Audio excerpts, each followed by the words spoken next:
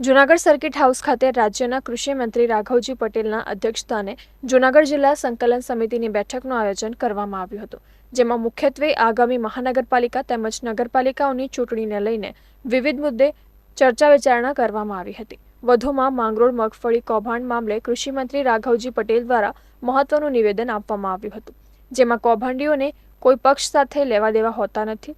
આ મામલામાં જે કોઈ પણ કૌભાંડી ભાજપના હોય કે કોંગ્રેસના, તેઓને બક્ષવામાં આવશે નહીં.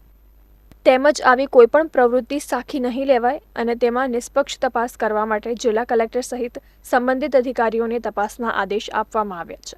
અરવિંદ લાડાણી, જિલ્લા કલેક્ટર સહિતના આગેવાનો અને મોટી સંખ્યામાં કાર્યકરો ઉપસ્થિત રહ્યા હતા. આવા તત્વોને ઈરાદો બહાર આવવા નહીં દે.